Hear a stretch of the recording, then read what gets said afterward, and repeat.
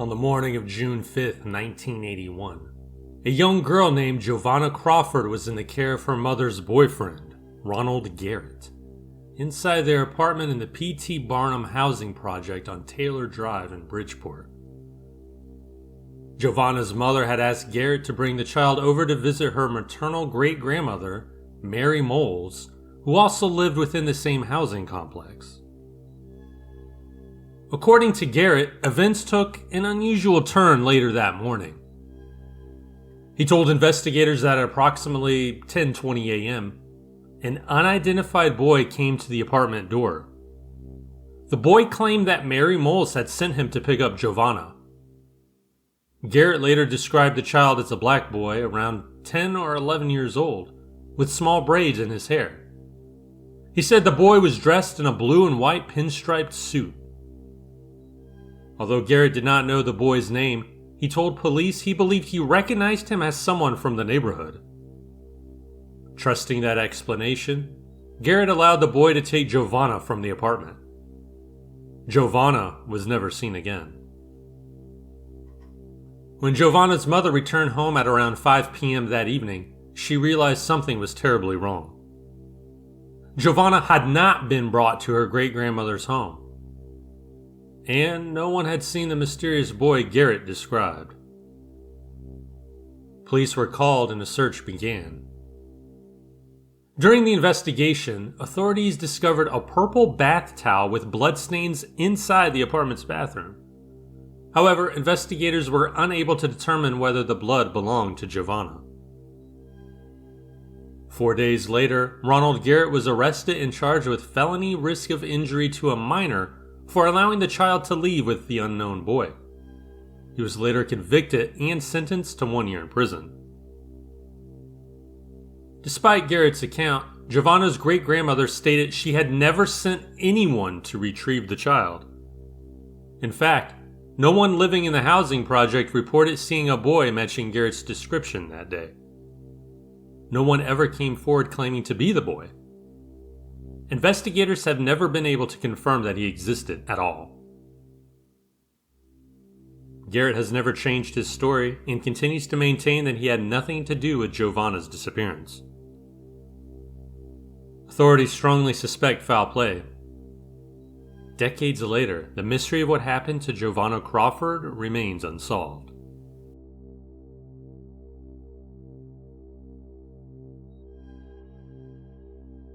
In the early morning hours of Sunday, October 29th, 1995, a series of frantic 911 calls alerted authorities to a horrifying scene unfolding on the streets of Hartford. At approximately 4:49 a.m., callers reported seeing a woman being dragged by a moving vehicle along Locust Street and west on Elliott Street towards Wethersfield Avenue. Witnesses described the car as resembling a dark-colored Nissan Maxima, possibly a 1995 model or a similar make and year. One caller, using a fire emergency telephone at the corner of Elliott Street and Wethersfield Avenue, reported seeing the vehicle continue southbound on Wethersfield toward the neighboring town of Wethersfield. The caller, a woman, has never been identified. Investigators have long hoped she might still come forward with additional information. Around the same time, a Hartford police officer patrolling north on Wethersfield Avenue near Elliott Street noticed a small dark-colored car entering the avenue from Elliott Street. The vehicle was traveling south with its headlights turned off. As it passed, the officer observed something being dragged from the passenger side of the car, although the object was not immediately identifiable in the darkness. Realizing something was wrong, the officer attempted to pursue the vehicle, but it quickly sped away and disappeared from sight. Determined to locate what had been dragged behind the car, the officer followed a visible trail of liquid left along the pavement. The trail eventually led to Jordan Lane near Ridge Road in Wethersfield. There, against the northern curb of the street, the officer discovered a young woman suffering from devastating injuries. EMTs soon arrived at the scene, but there was nothing they could do. The woman was pronounced dead at the scene. An autopsy conducted by the Office of the Chief Medical Examiner determined that the victim had died from extensive blunt force trauma. Her death was officially ruled a homicide. Authorities later identified the victim as 24-year-old Leah Ulbrich, who had ties to both Hartford and New Britain. In the years that followed, investigators from the Hartford Police Department and the Wethersfield Police Department conducted an extensive investigation into Leah Ulbrich's murder. Detectives carried out numerous interviews and examined forensic evidence in an effort to determine what had happened during those tragic early morning hours. In November of 2001, the investigation gained renewed interest when the cold case unit from the Office of the Chief State's Attorney joined Hartford and Westerfield authorities in re-examining the evidence. Despite years of investigative work, the person responsible for Leah Ulbrich's death has never been identified. To this day, the case remains unsolved. Authorities continue to seek information that could finally bring answers and justice for Leah Ulbrich. A reward of $50,000 has been offered for information that leads to the arrest and conviction of the person responsible.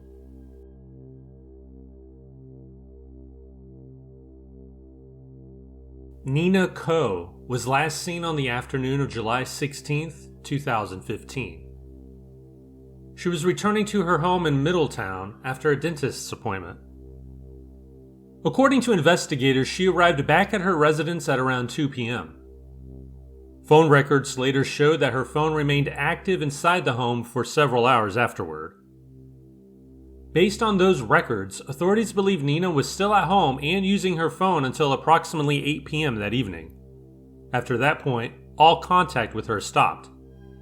Nina Coe has never been seen or heard from again. Nearly 2 weeks later, investigators searched Nina's residence. During that search, authorities discovered blood on a mattress inside the home. While the discovery raised serious concerns, investigators later determined that the blood was likely connected to an earlier incident that had occurred several weeks before her disappearance. In June of 2015, Nina had taken legal steps to protect herself from a man she had been dating, Gregory Earhart. On June 16th, she applied for a restraining order against him, stating that she feared for her safety. The order was officially granted on June 29th and was scheduled to remain in effect until the summer of 2016. In the paperwork, Nina told authorities that she was afraid of Earhart and claimed he had threatened to kill her in her sleep. Gregory Earhart has a criminal history dating back to the 1980s, including felony convictions for assault and unlawful restraint. In August of 2015, shortly after Nina disappeared, Earhart was arrested for violating the restraining order. He admitted that he had contacted Nina prior to her disappearance and stated that he had encountered her at a supermarket during the week she went missing. Investigators later uncovered additional details about a violent incident that had taken place on June 26, just 3 weeks before Nina vanished. According to court documents, Earhart allegedly stabbed Nina in the neck with a pair of scissors during an altercation. Nina did not seek immediate medical treatment, but later visited a walk-in clinic with her daughter and son-in-law after they noticed the injury.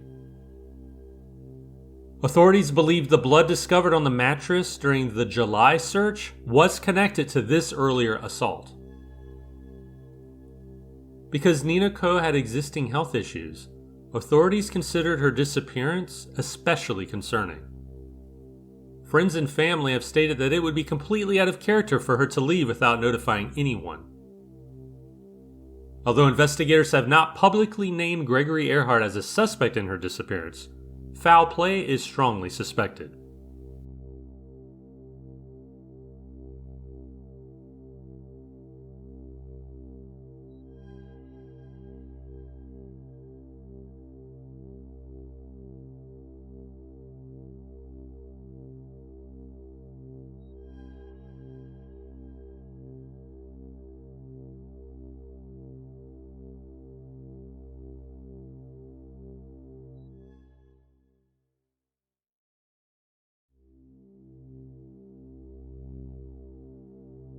On January 24, 2002, construction workers made a discovery inside a vacant home in Wilmington on the 1400 block of West 3rd Street.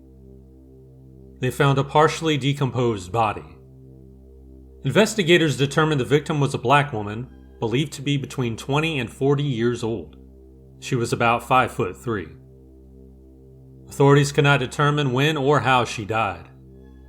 Detectives, along with the Delaware Division of Forensic Sciences, found no clear signs of foul play. When she was discovered, she was wearing a gray long-sleeve Ralph Lauren shirt with a Polo Jeans logo on the sleeve. She also wore black Results brand denim jeans and size 4 Timberland boots. A forensic dentist and a local artist later worked together to create a composite image of her face. On December 9, 2013, 17-year-old Lamar Wilmer was at home with his family in Wilmington. They lived on the 2600 block of North Van Buren Street. That night, 2 young men knocked on the front door. They asked for Lamar. Lamar's mother told him there were people outside for him. He said he knew them. He then stepped outside to talk. As they stood there, 2 more young men walked up and joined the conversation. They talked for a few minutes. One of the men pulled out a handgun and shot Lamar. Everyone ran. Lamar managed to get back inside his home, but he collapsed in the living room. He died there. Demond Emery was last seen in Wilmington in the early morning hours of February 27, 1996. A friend dropped him off in front of his home on the 400 block of East 10th Street. It was sometime between 2 and 4 a.m. He's never been heard from again.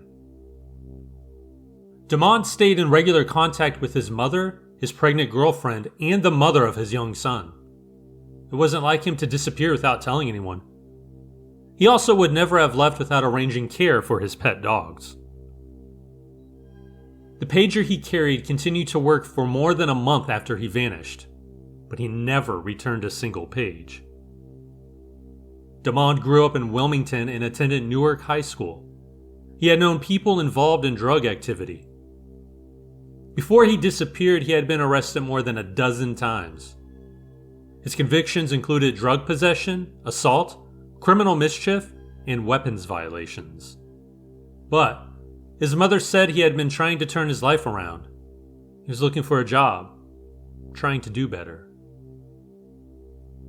It's still unclear whether drugs played any role in his disappearance. His case remains unsolved. Sheila Doyle was last seen on June 15, 2020. It was around 1 p.m. at her summer home in the Salt Pond subdivision of Bethany Beach, Delaware.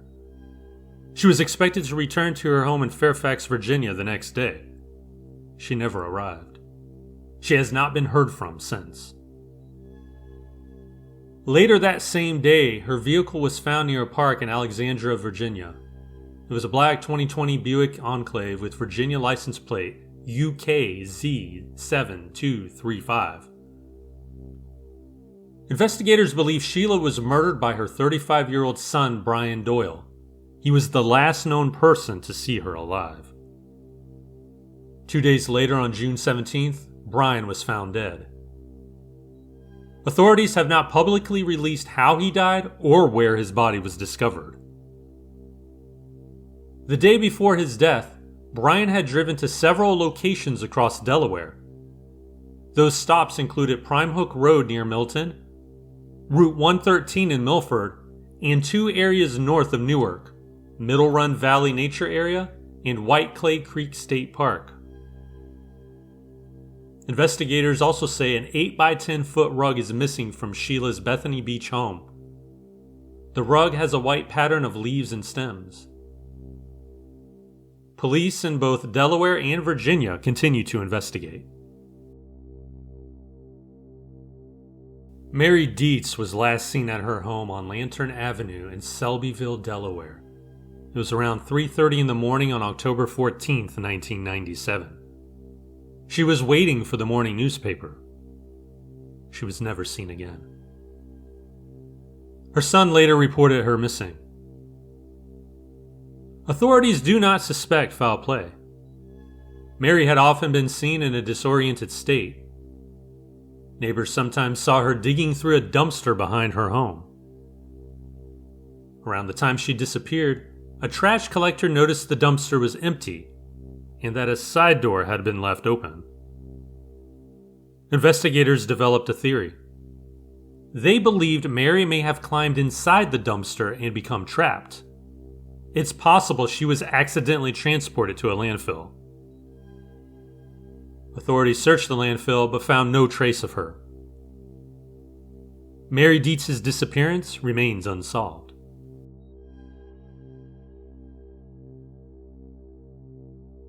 Lynn Sherwood Deibert was last seen off the coast of Lewes, Delaware on February 4, 2007. He was a federal ship's pilot with the Chesapeake Federal Pilots Association. He had more than 30 years of experience at sea. Late that evening, he was attempting to board the coal carrier Energy Enterprise.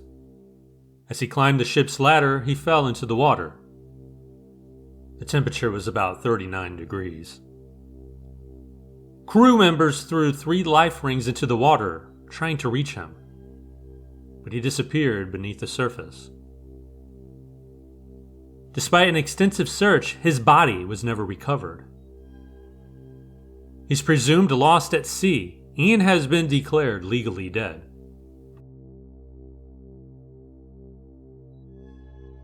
John J. Ashley Jr. was last seen on December 14, 1971.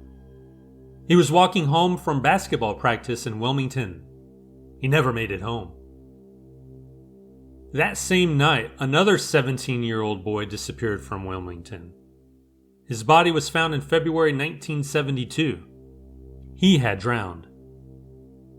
Authorities have never proven the 2 cases are connected. In April 1978, skeletal remains were discovered in a vacant lot in Wilmington. At first, investigators believed the remains might belong to Ashley. The unidentified man had a pelvic deformity similar to his. However, DNA testing later confirmed they were not the same person. John J. Ashley Jr. remains missing. Few details are available in his case.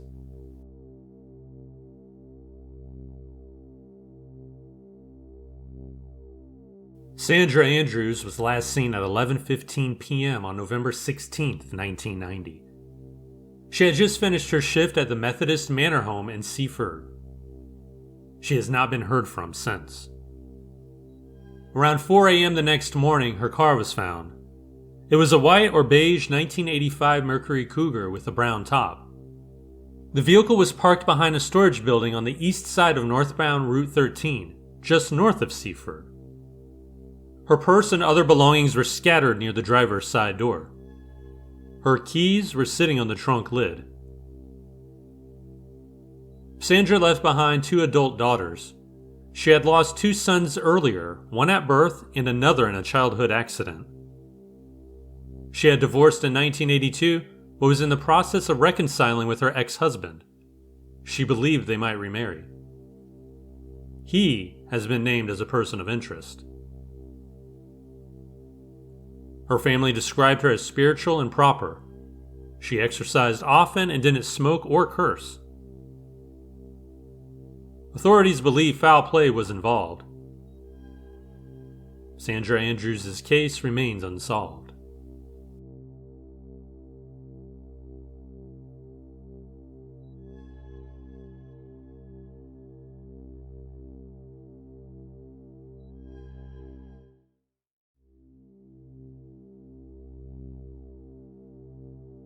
On April 7, 1992, a grim discovery surfaced in Sarasota County in the backyard pool of a quiet home at 4580 Gallup Avenue. Inside a plastic garbage can, Floating just beneath the water's surface was the body of Cindy Rogers. Investigators quickly determined this was no accident. Cindy had been the victim of homicide. What made the discovery even more disturbing was the timeline. Cindy hadn't been seen in nearly a year. The last confirmed sighting placed her at the same residence where she had been living at the time, and where she was reportedly preparing to move out. Forensic evidence told a chilling story. Cindy had been dead for a long time, far longer than the pool could explain. Her remains showed that she had not recently died there. Instead, her body had been kept elsewhere and only placed into the pool shortly before it was found. On February 6, 2007, a chilling discovery was made in a wooded area along Ashton Court in Sarasota. Buried in a shallow grave were the skeletal remains of an unidentified woman. Her identity and the circumstances of her death, a complete mystery. For years, the case went cold. It wasn't until November 2022 that investigators with the Sarasota County Sheriff's Office, working alongside DNA Labs International Incorporated, revisited the evidence using modern advances in DNA testing and genetic genealogy.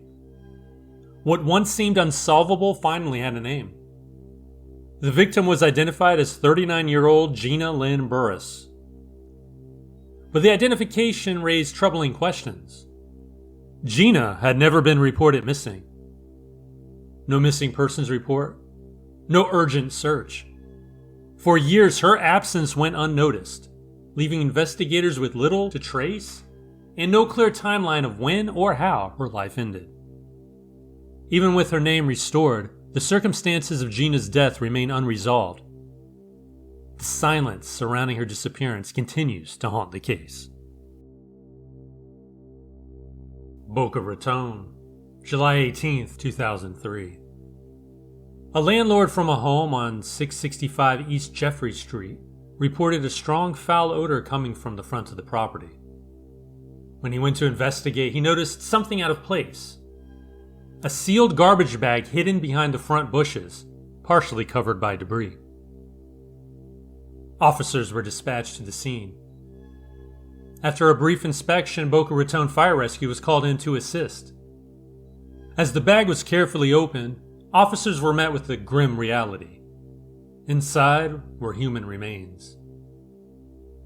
The victim was soon identified as 19-year-old Maria Jackson. She had been reported missing weeks earlier on June 30th by the Coral Springs Police Department. Investigators later determined her body had likely been placed there no later than July 3rd. Maria worked at a Miami club called Gold Rush. She performed there under the stage name Dynasty. On June 27th at 1:47 a.m., surveillance showed Maria making a purchase at a Walmart in Coral Springs. She returned to her apartment afterward with her belongings intact. That same night, her brother spoke to her by phone around 1:30. Maria told him she was getting ready to go to work. No one is known to have spoken to her after that call. Investigators found no signs of a struggle inside her apartment. Her car, a green BMW, was still parked outside the apartment complex. There was no indication she had left voluntarily. There was no evidence showing where she went after returning home from Walmart. At some point after telling her brother she was heading to work, Maria Jackson vanished, only to be found weeks later, concealed, just feet from a quiet residential street.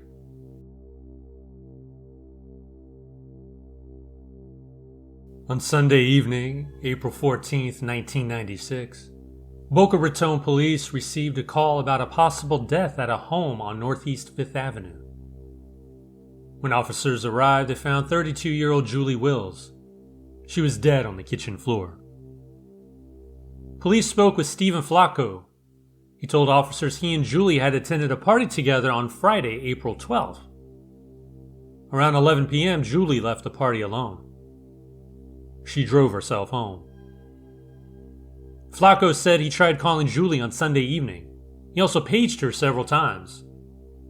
When she didn't respond, he went to her house. Flacco said he knocked on the front door, There was no answer. He walked to the back of the house. That's when he noticed Julie's dog was loose. He told officers that was not normal. Flacco looked through the sliding glass doors. It was dark. He couldn't see inside. He went back to his car and got a flashlight. When he returned to the backyard and shined the light inside, he saw a body on the floor. Flacco ran to a neighbor's house and told them to call police. He then went back, broke the sliding glass door, and entered the home. Julie Wills was dead in the kitchen. Based on the evidence, detectives believe Julie was killed late Friday night or early Saturday morning, sometime after she returned home from the party. Investigators conducted an extensive investigation.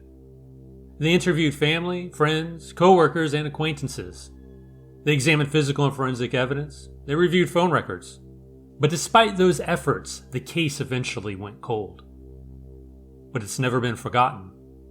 Not by the Boca Raton police, and not by Julie Wills' family. In the early morning hours of March 28, 1966, a break-in turned into a disappearance. It was around 4:50 a.m. The location was 1101 88th Street in Surfside, Florida.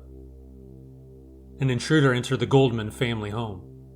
He was described as a white male in his early 50s, about 5'8" or 9, between 180 and 200 pounds. The man demanded money. He tied up Daniel Goldman's parents. Then he told them to gather $25,000. It was ransom. Their son's life depended on it. The intruder left the house with 17-year-old Daniel Jess Goldman. He never contacted the family again. No ransom call, no note, no proof of life. Daniel was never seen or heard from again. Investigators believe foul play occurred. However, Daniel's remains have never been recovered. Years later, a suspect was identified in connection with the kidnapping. That individual is now deceased. Daniel Goldman's case remains open.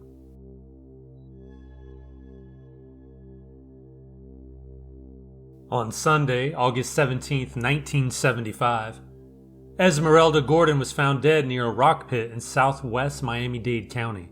She was 24 years old. Her body was discovered around 2:50 p.m. Earlier that morning, Esmeralda had left her home at 691 Northeast 69th Street in Miami. She told others she was going to check out garage sales. The listings had been printed in the newspaper. At some point, Esmeralda returned home. She then left again. This time, she was headed to JCPenney to go shopping. She was never seen or heard from after that. Hours later, her body was found near the rock pit. 2 days later, investigators located her car, a 1972 Chevrolet Vega. The vehicle was parked inside a parking garage near Burdines at the 163rd Street Shopping Center. How Esmeralda Gordon ended up miles away from her plans remains unanswered. On Tuesday morning, April 25, 1972, a shocking discovery was made off the coast of Bel Air shores. It was around 6:30 a.m. A 15-year-old boy was surfing near 7th Street when he saw a body in the water. The victim was a woman. She was nude. She had been decapitated. Her body had between 10 and 12 pounds of weights tied to it, likely to keep it submerged. The head was never recovered. An autopsy revealed no identifiable scars or tattoos, no immediate clues to her identity. For decades, the case remained unsolved. In 2021, the Pinellas County Sheriff's Office turned to new technology for help. They partnered with Parabon Nanolabs, a DNA technology company based in Virginia. Investigators used a process called DNA phenotyping. This technique analyzes DNA to predict physical appearance and ancestry. Using Parabon's snapshot DNA phenotyping service, scientists generated new investigative leads. From the DNA evidence, they created predictions for the woman's ancestry, eye color, hair color, skin tone, freckles, and face shape. Those traits were combined to produce composite images. One showed what she may have looked like around age 25. Another depicted her at about age 45. Investigators stress that these images are scientific estimates. They're not exact likenesses. Still, more than 40 years later, the technology offered something the case had long lacked: a face to go with the mystery. Marie Michel, a native of Haiti, was found shot to death inside her daughter's home in Winter Haven. The address was on Sandpine Trail. She was last seen alive on December 11, 2003 at 10:40 a.m. She was babysitting her granddaughter while her daughter ran errands. When her daughter returned home at 12:15 p.m., she made a horrifying discovery. Marie had been shot once in the head. She was dead. Her granddaughter was locked inside a bedroom. She was unharmed. Marie had come to Polk County on December 5th to visit her daughter and her daughter's boyfriend. She planned to stay for 2 weeks. Investigators found no signs of forced entry. Nothing in the home appeared to be missing. The case remains a haunting mystery. Marie Michel was killed in a place that should have been safe, inside her own family's home. On April 18, 1980, deputies responded to a call at the Lake Apopka Canal in Magnolia Park, Orlando. They found a body in the water. The victim was Pam McIntosh. She had died from blunt force trauma. Just days later, on April 22nd, deputies returned to the same canal in Magnolia Park. Another body was found. This victim was Randy Belvin. Randy had last been seen by his brother on April 19th, around 1 a.m. He died from a gunshot wound. Randy and Pam McIntosh knew each other. Both deaths happened at the same location, within days of one another, and both cases remain part of the same unsolved mystery.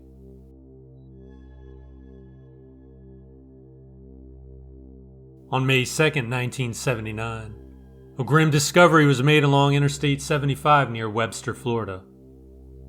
A passerby found skeletal remains in a wooded median strip just north of exit 309. The victim was 19-year-old Virginia Mary Rees. Virginia had last been seen leaving her mother's home in Punta Gorda. She was with her boyfriend at the time. Her boyfriend dropped her off at the intersection of Interstate 75 and Bush Boulevard in Tampa. From there, Virginia planned to hitchhike back to Columbus Air Force Base in Mississippi. She was serving in the Air Force at the time. She never made it home. The autopsy confirmed she had been stabbed. Her death was ruled a homicide.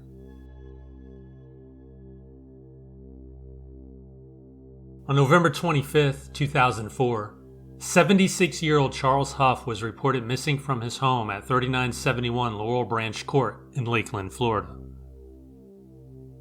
Polk County deputies searched the Green Swamp Management area. They believed Mr. Huff may have gone there to hunt. During the search, deputies found his white Mazda truck.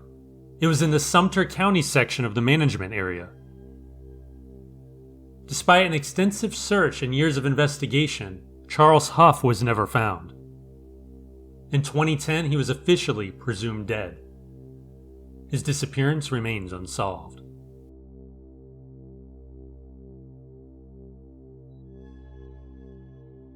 On July 23, 2021, 38-year-old Vicki Lee Van Horn checked herself out of the Villages Regional Hospital in Florida.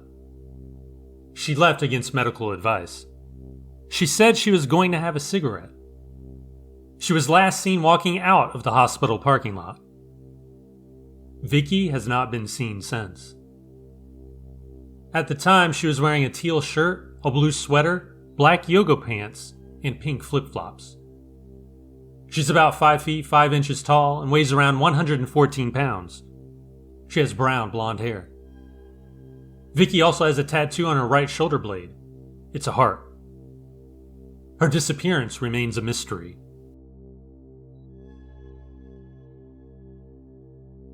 On August 31st, 2004, around 8:30 p.m., Susan Perkins and a friend were working in a salon on Maitland Avenue. They were tinting windows when a masked man entered. He was armed with a rifle. The suspect forced Susan and the other woman into Susan's red Ford Focus. He made them drive to the Washington Mutual Bank at 500 East Altamont Drive. Once there, he forced Susan to withdraw money from her own account at the drive-thru ATM. Then the suspect ordered both women out of the car and into the trunk.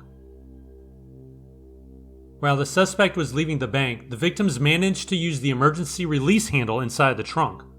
They jumped out. Susan tried to escape. She struck her head on the pavement. Her injuries were fatal. The suspect was described as a black male of medium build. He wore a mask and a long-sleeve military-style jacket. Witnesses also said he may have smelled like motor oil. Susan Perkins' death remains a tragic, violent reminder of how quickly an ordinary night can turn deadly. On Saturday, December 9th, 2006, at about 6:30 a.m., the Gainesville Fire Department responded to a house fire at 1715 Northwest 32nd Place. After the flames were put out, firefighters searched the rubble. They found 2 bodies. One was an adult. The other was a child. The victims were identified as Heather Radcliffe and her daughter Kira. Evidence at the scene showed something chilling. Heather and Kira were already dead before the fire began. Investigators determined the fire was intentionally set. It was used to cover up a murder. Officer Scott Baird was killed in the early morning hours of February 12, 2001. He was responding to a call about an object blocking the road. The location was the 1900 block of Northwest 16th Terrace. When Officer Baird arrived, he saw a large metal batting cage blocking the street. He turned on his emergency lights, then he called for backup to help move the cage. While he waited, a car approached. It was being driven by a 17-year-old male. The car hit the batting cage. The cage was thrown into the road and struck Officer Baird. He died from the impact. He was 23 years old. Detectives immediately began investigating who placed the batting cage in the road. They believe players from a rival baseball team at Gainesville High School were responsible. No arrests have been made. Officer Scott Baird's death remains an unsolved tragedy. On Thursday, December 1st, 1994, at 12:45 a.m., a fire was reported at a home on 1031 Southeast 3rd Avenue. The residence belonged to Treva Granat, 88, and Emily Wallace, 74. Firefighters arrived and fought the blaze. The house was heavily damaged. It was ransacked by the fire and the efforts to put it out. After the flames were controlled, crews searched the home. They found both women deceased in their bedrooms. The fire is believed to have started in the attic. The gas heater exhaust reportedly ignited the 2x4s in the roof. The roof collapsed onto the victims. Both women were taken to the medical examiner. Treva Granat was found to have stab wounds to her neck. Emily Wallace was last seen alive at church on November 30th at 9:30 p.m. Treva Granat had stayed home from church that night because she was ill. She was last seen at 6 p.m. by visiting church members. The fire may have been intended to cover something far more sinister.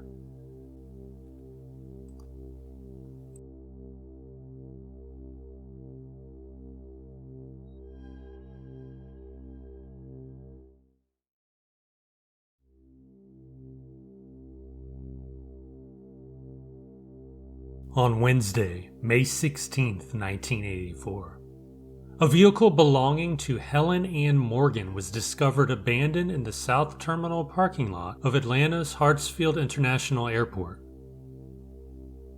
Just 2 days earlier, Morgan had been reported missing from Lamar County, Georgia. The last person to see her was her mother. It was Sunday, May 13th, 1984, Mother's Day. That evening, around 7 p.m., Morgan received a phone call that lasted several minutes. The conversation reportedly lasted between 4 and 6 minutes. Investigators later believed the call may have been related to her job at the National Cash Register Company in Fayetteville, Georgia, where she worked in the computer center. Later that night, around 10 p.m., another call came in. This call also sounded work-related. After hanging up, Morgan told her mother that she needed to go into work to resolve a problem with a computer system. She changed her clothes and left the house. Her mother did not see what she was wearing when she walked out the door. That moment would be the last time anyone in her family saw her. Those who knew Morgan described her as responsible, hardworking, and ambitious. She was not the kind of person who would leave without telling someone where she was going. Occasionally, she would visit a bar called Frady's in Peachtree City with friends, but investigators say she was not the type to meet strangers or leave with someone she did not know. In the days before her disappearance, Morgan had not seemed upset. She had given no indication that she planned to travel or leave town. Since she vanished, there has been no activity on her bank accounts, credit lines, or any other financial records. Morgan left behind an ex-husband and a young daughter. Her divorce had only recently been finalized earlier that year. Before it was finalized, Morgan confided in her mother that she believed someone had been following her.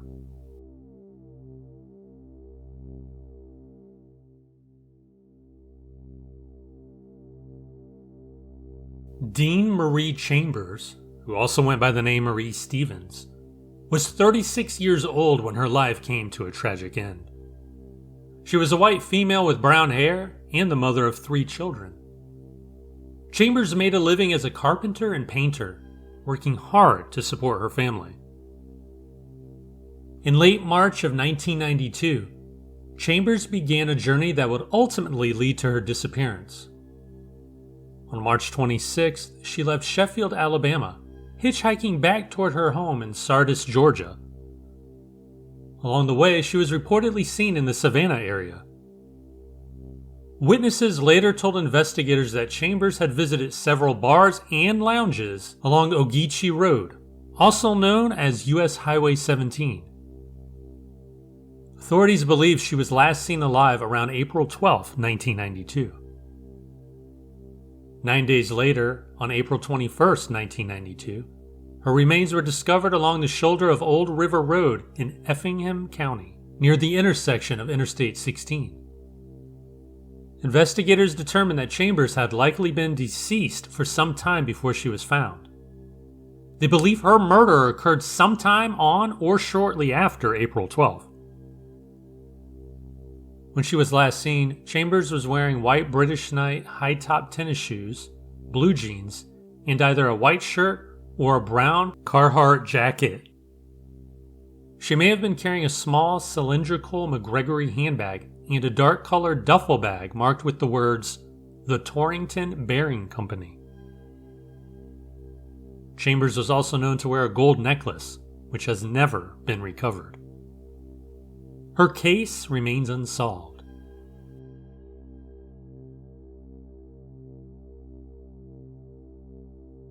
Daniel Birchfield was last seen on September 20th, 1991, at his home on Stony Brook Road in Augusta, Georgia.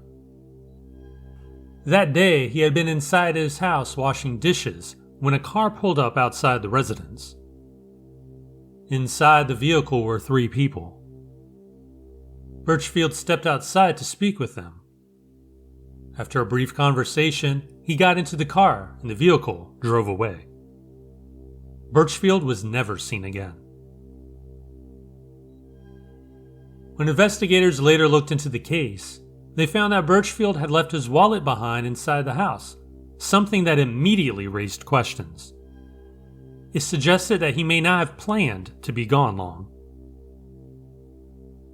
At the time of his disappearance, Birchfield had been caring for his partner's elderly mother. Tragically, she passed away just 2 weeks after he vanished. Those who knew him say it was completely out of character for Birchfield to simply disappear without contacting the people he loved. Yet, despite his sudden absence, he was not officially reported missing until 1993, 2 years after he was last seen. Before his disappearance, Birchfield had served in the United States Air Force. He had been married and became a father to a son in 1982. After his divorce, he later found love again with a man. The two built a life together. Both worked at the Mainline Hair Studio and were said to be happy. Birchfield was also very close with his family, especially his brother. Authorities have considered the possibility that Birchfield may have intentionally disappeared. Less than a year before he vanished, he reportedly told his brother that if he ever became seriously ill, he would leave rather than allow his family to watch him suffer or care for him through a terminal illness. His loved ones find that explanation difficult to accept. Because of how close he was to his family, they don't believe he would have walked away from them without saying goodbye. Instead, they fear something far more troubling may have happened. Birchfield's family believes he may have been murdered, and they have long suspected a particular individual, someone who is currently serving a life sentence for an unrelated crime. That person has never been publicly named. More than 3 decades later, the circumstances surrounding Daniel Birchfield's disappearance remain unclear. Joshua Adams was last seen in Jefferson, Georgia on May 20th, 2013. That day, he left his home driving a white 2009 Chevrolet Malibu. At some point later that day, Adams cashed a personal check for $400.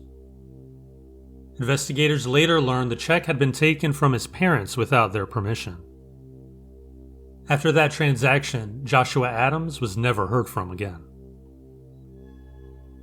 Later that same day, his car was discovered abandoned in a pasture next to a pond on his family's property along Brockton Loop Road, just outside Jefferson. Adams was known to visit the pond occasionally to fish.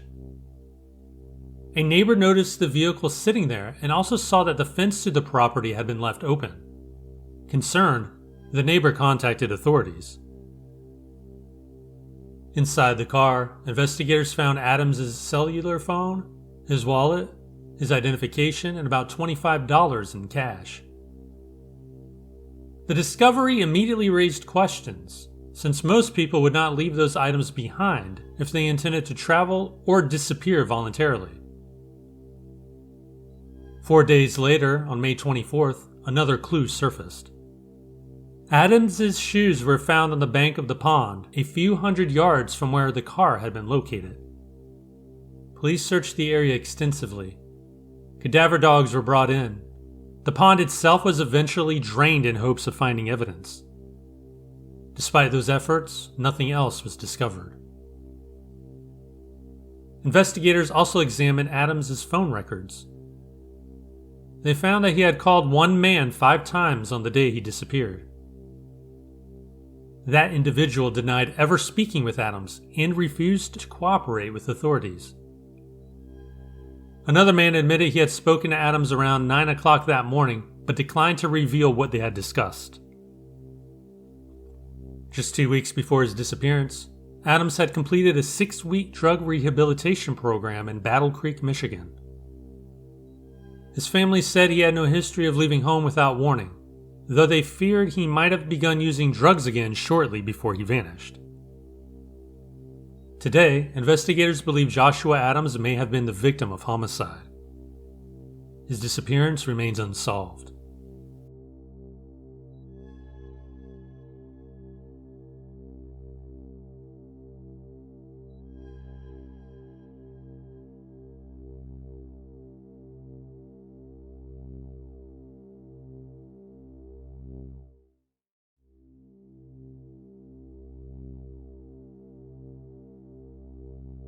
On April 28th, 2010, at around 2:38 a.m., the Palisades Park police responded to 261 12th Street for a house fire.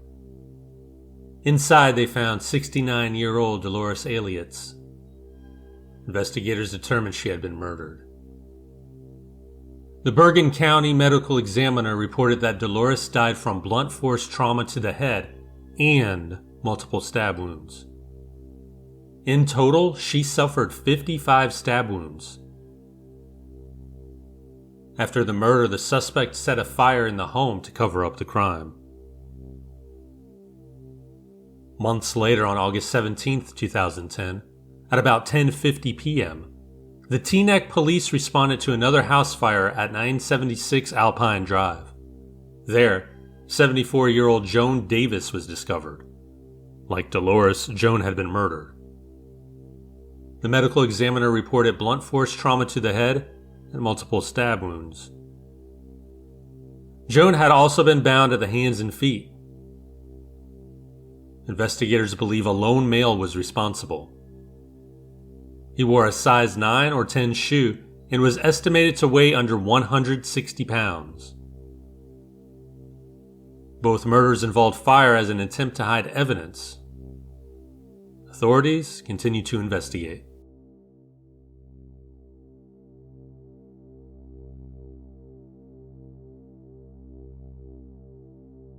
On Friday, May 30th, 1969, Susan Davis and Elizabeth Perry were last seen alive at 4:30 a.m.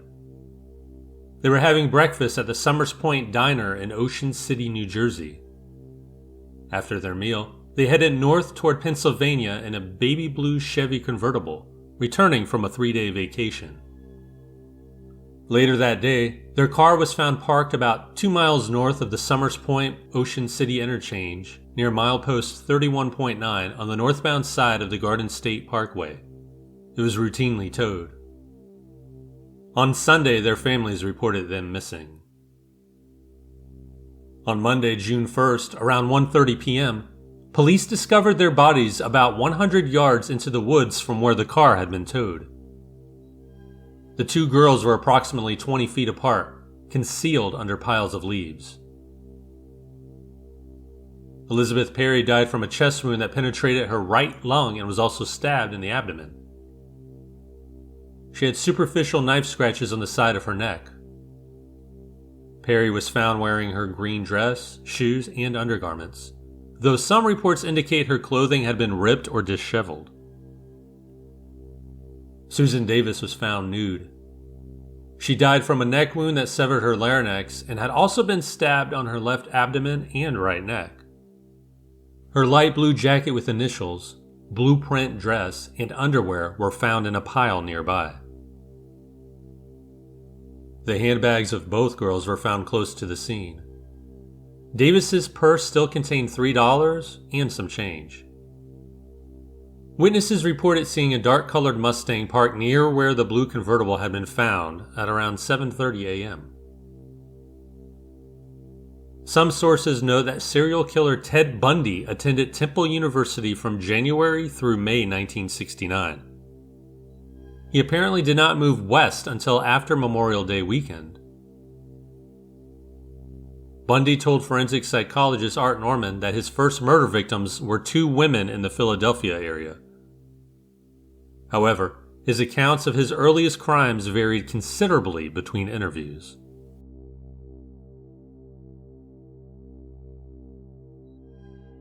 On June 29, 2000, at around 9:20 p.m., 32-year-old Joseph Sass was working the late shift at the King George Exxon gas station. He had worked there for over 10 years and was well liked by the community.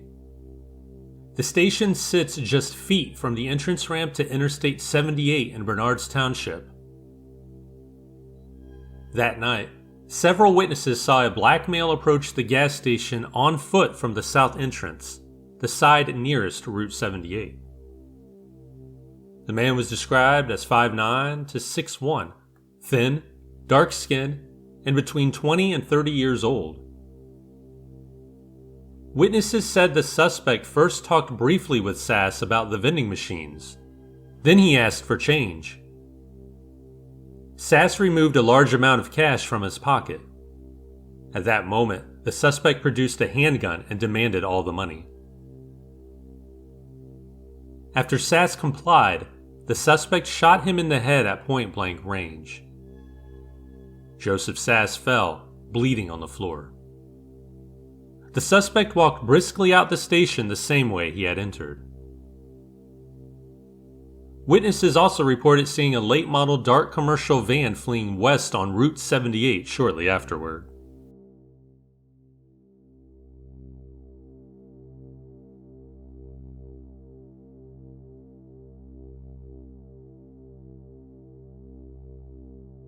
David Scott Abramovitz was last seen on May 3, 2001, on Bickford Drive in Morristown. He has never been heard from again. Abramovitz loved mountainous areas and rock climbing. His cell phone records show calls from, or possibly to, Burlington, Vermont, shortly after he vanished. He had talked about the bridge over Keechee Gorge before his disappearance. Abramovitz left a suicide note. He also gave one of his paintings and some personal belongings to a friend. He emptied his New Jersey bank account. Authorities have searched the Keechee Gorge multiple times, but no evidence has been found. His relatives said he grew tired of life on the East Coast and may have traveled west, possibly near Wyoming. They hope he started a new life and did not die by suicide, but that theory remains unconfirmed. Searches of hospitals and shelters produced no leads. David graduated from Rutgers University in 2000. He was a writer and artist and had previously worked with seeing eye dogs. His disappearance remains unsolved. Some agencies list his disappearance as May 4th, 2001.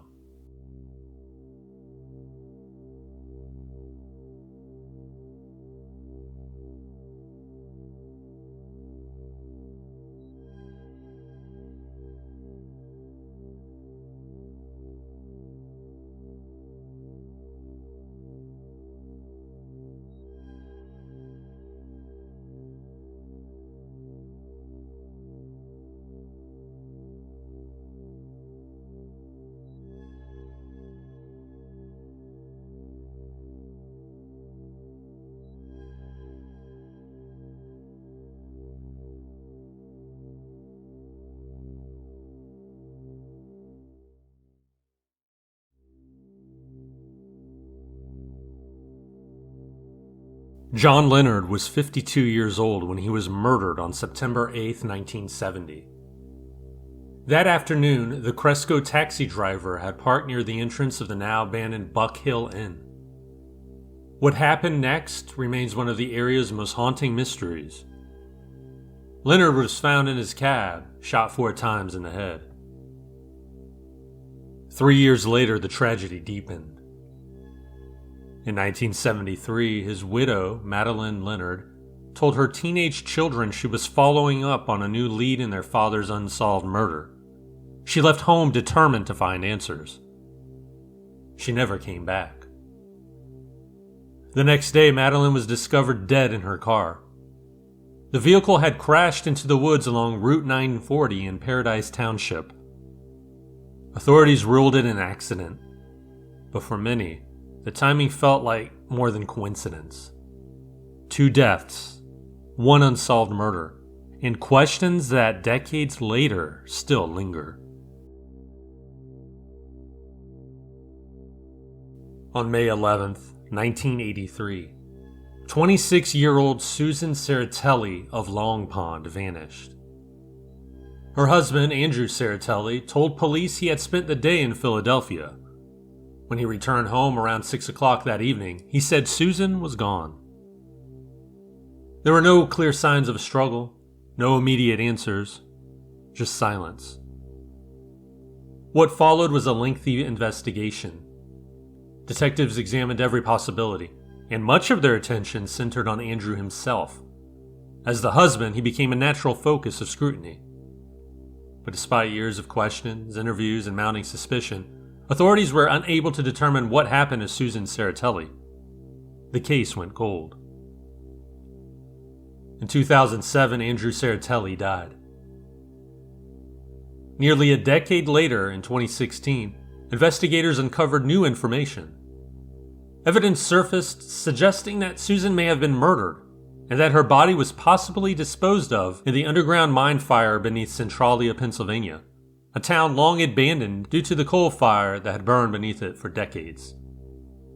If true, the flames that emptied the town may also be guarding the answer to what happened to Susan Serratelli.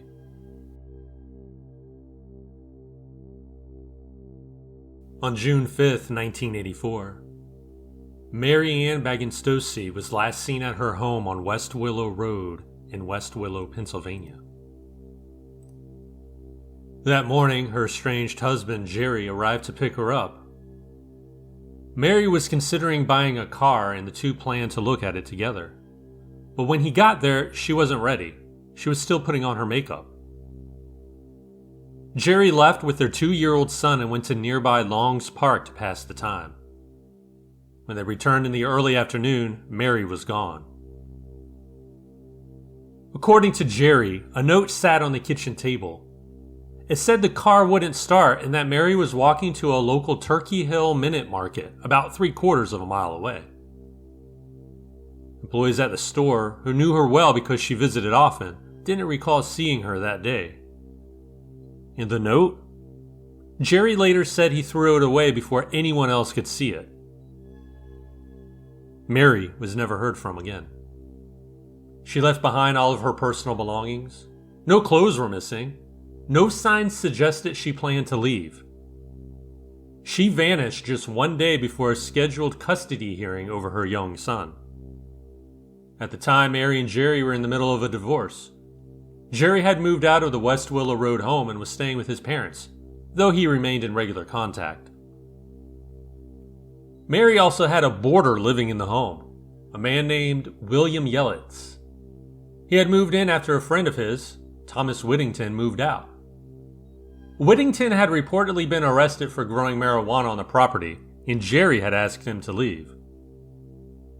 Yelitz claimed he did not know Jerry and said he had come to know Mary through Whittington. It's unclear exactly when Yelitz moved out of the home.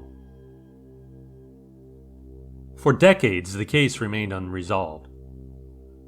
Then, in September 2022, the same month Yelitz died of natural causes, authorities searched Mary's former home on West Willow Road. Jerry now lives there. Investigators reportedly focused on an area in the garage that had once been dug up and later covered with fresh concrete.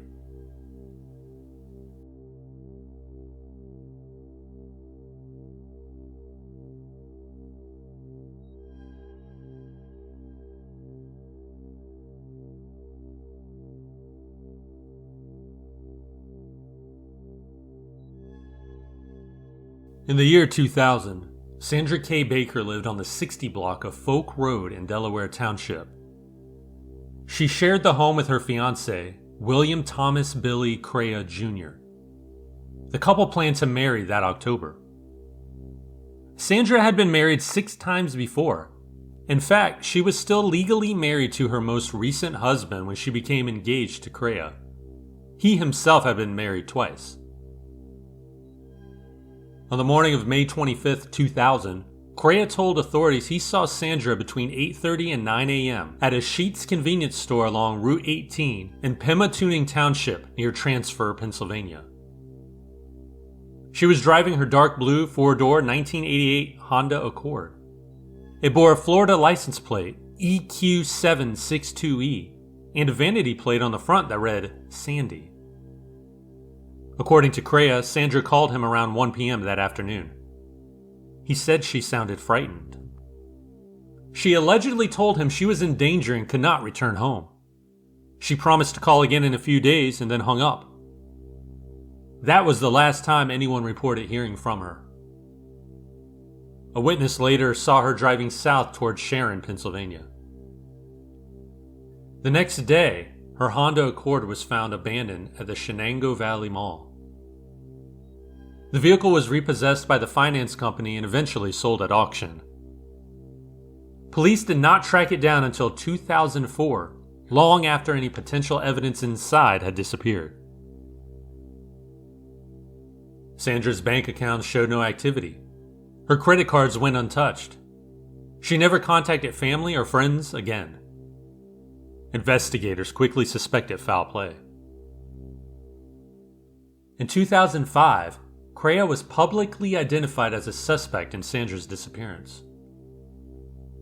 Authorities revealed that around the time she vanished, Crea had hired a private investigator, Clifford Stephen Alley Jr., of the Sloan Detective Agency in Newcastle. But in June 2005, Alley himself was charged with multiple felony counts of hindering the apprehension or prosecution of the person or persons responsible for Sandra's presumed murder. Facing prison time, Alley made a stunning claim. He told authorities that Crea had confessed to him. According to Alley, Crea strangled Sandra during an argument, believing she was having an affair. He alleged that her body had been buried inside a container several miles from Crea's parents' home. Prosecutors offered Alley a deal: freedom in exchange for truthful testimony, provided he had no physical involvement in the crime. However, Alley failed a polygraph test. The deal collapsed. In January 2006, Alley was convicted of 3 counts of hindering apprehension and sentenced to 4 years in prison. He later admitted he had lied to police, claiming he fabricated the confession because Crea had threatened his children. Despite investigators stating they were certain Sandra had been murdered, no one has ever been charged in connection with her disappearance. In 2008, Sandra Baker was declared legally deceased. More than 2 decades later, her case remains unsolved.